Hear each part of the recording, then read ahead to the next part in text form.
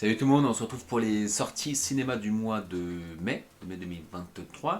J'ai sélectionné 5 films pour ce mois de mai. On va commencer directement avec aujourd'hui, mercredi 3 mai 2023, avec un film que je pense qui est très attendu.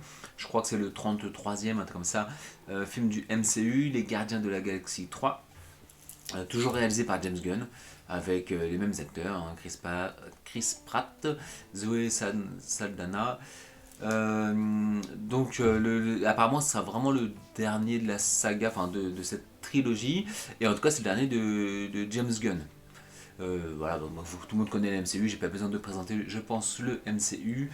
Une comédie d'action super héroïque.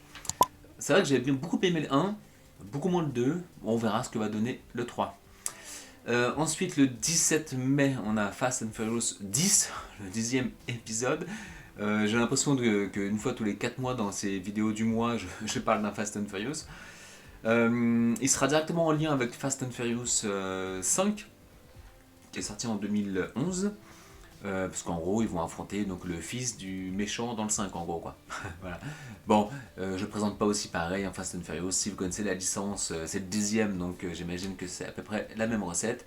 Donc avec Vin Diesel, Michel Rodriguez, donc ça sera le 17 mai. Le 24 mai, on a une adaptation live des Chevaliers du Zodiaque.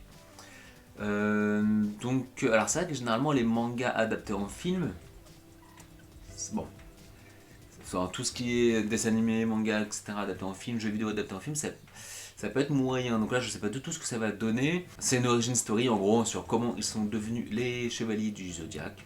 Donc voilà, donc ça sera le 24 mai. Le même jour, on a un film qui est très attendu aussi, donc La Petite Sienne, qui est donc une adaptation live du dessin animé Disney. Donc c'est vraiment, ça reprend le dessin animé. Donc Ariel qui veut explorer le monde et qui tombe amoureuse du prince Eric et qui va du coup accepter en fait un pacte avec, bon, pas avec le diable, hein, mais avec la méchante, je me rappelle plus de son nom, et qui va échanger donc sa queue contre des jambes en échange de sa voix. Et puis après, bon, tout le monde connaît à peu près, j'imagine, l'histoire de la petite sirène. Visuellement, c'est vrai qu'il est plutôt beau, faut avouer. Les effets de mer, de l'eau, le bleu, etc., les reflets, ça a l'air plutôt joli. Bon, à voir ce que ça va donner donc le 24 mai. Et le dernier jour du mois de mai, donc le 31 mai, nous avons la suite de Spider-Man qui s'appelait comment déjà Into the Spider-Verse. Et ben là, c'est Across the Spider-Verse. C'est la suite directe. Ok, donc il retrouve Gwen Stacy, il va être plongé dans le multiverse et il va devoir affronter ses propres variantes de lui-même dans les autres mondes du multiverse. Il me semble beaucoup plus coloré. C'est vrai que le 1, moi j'ai bien aimé quand même, c'était une belle surprise. Et là, quand je regarde la bande-annonce, ça me semble visuellement très chargé. Je sais pas ce que vous en pensez, bon on verra ça en tout cas.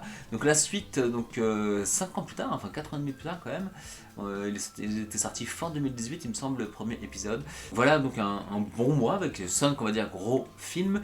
Et à l'affiche hein, vous avez toujours quand même pas mal de films, vous avez toujours le film d'horreur Evil Dead Rise qui marche plutôt bien, le film français qui marche très bien, vous avez les Trois Mousquetaires, hein, franchement que j'ai vu qui est vraiment pas mal, qui au niveau du box-office, que ce soit le box-office ou les appréciations ils cartonnent plutôt bien. La suite sort en décembre de cette année.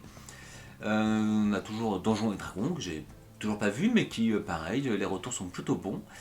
Vous avez le film qui marche le mieux du mois, Mario, qui atteint le milliard. Donc franchement, bon voilà.